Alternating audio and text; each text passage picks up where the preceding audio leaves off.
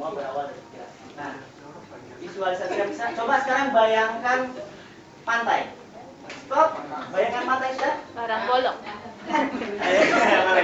Bayangkan pantai ya. Jadi udah semua bayangkan pantai.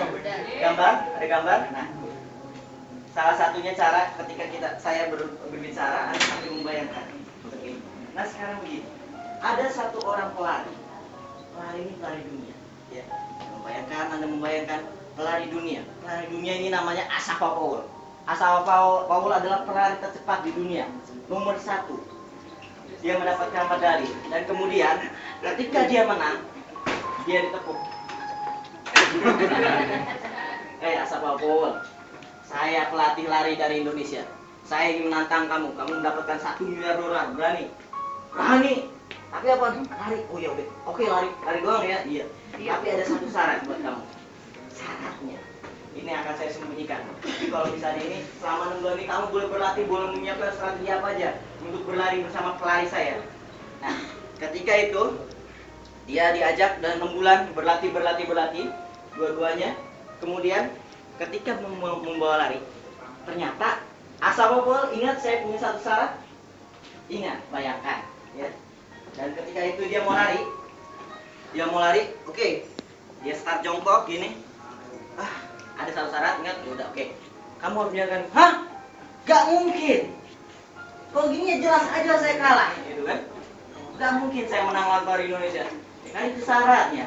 Karena sudah diputar beberapa, oke dia melaksanakannya. Ketika itu dia berlari. Berlari. Ternyata dia kalah dalam beberapa putaran saja, dia udah kalah dan kelelahan dibandingkan dengan pelari Indonesia. Kira-kira apa syaratnya? Raya. Balik mundur. Syaratnya adalah dia harus membawa mayat temannya sendiri. Dia harus membawa mayat temannya sendiri. Mayat. Membawa mayat temannya sendiri. Akhirnya dia kalah. Kenapa dia kalah? Dengan pelari Indonesia yang mungkin lebih rendah dari dia, yang bukan pemain Olimpiade. Dia bawa bangkai yang busuk itu. Dia berlari dan jelas saja kalah. Mungkin dia muntah-muntah di jalan. Teman-teman sekalian, ada yang tahu mengerti maksud dari cerita saya ini? Tidak. Kita berlari menuju impian kita. Kita berlari menuju cita-cita kita. Kita berlari menuju kesuksesan kita. Tapi kita membawa mayat teman kita sendiri. Seringkali kita tidak menyadari bahwa kita membawa mayat.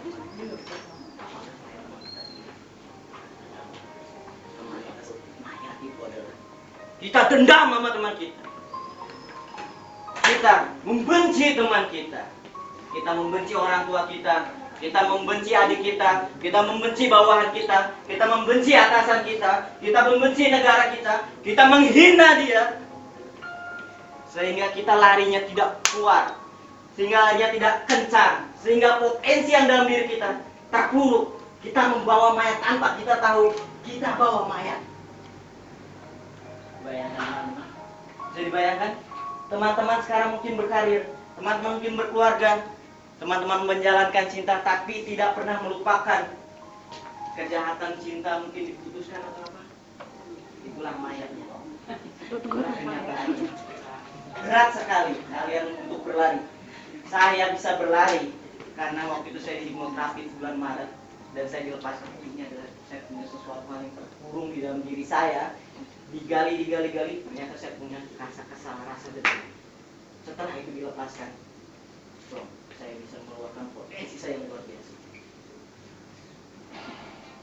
Jadi itu teman-teman, kalau teman-teman ingin berlari dengan lebih cepat dari sekarang, kalau teman-teman ingin pertumbuhan, berarti teman-teman harus meninggalkan dendam itu, rasa dengki itu, karena kita semua pasti punya dosa, karena kita semua pasti punya masalah, karena kita semua pasti salah. Kayak saya waktu itu seperti itu, saya juga melepaskan, dan setiap minggu saya membersihkan. Bahkan bisa dijamin juga. Bayangkan orang yang di Rasul bilang bahwa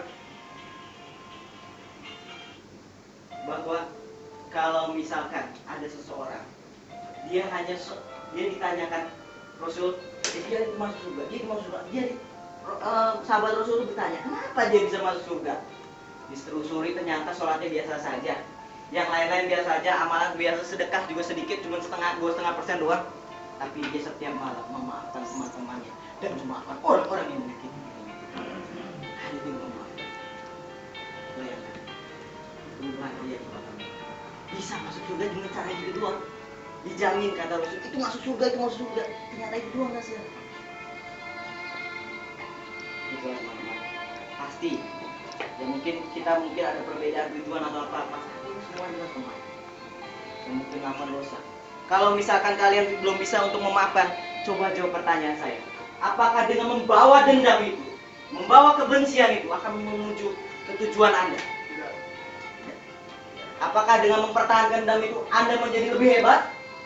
Tidak. Apakah kita menendam dengan seseorang itu, kemudian dia itu menjadi di bawah kita, atau dia tetap maju? Tidak. Dendam, benci, dengki itu hanya mengkungkung diri kita, sehingga tidak bisa mengeluarkan potensi yang ada dalam diri kita. Oke? Setuju?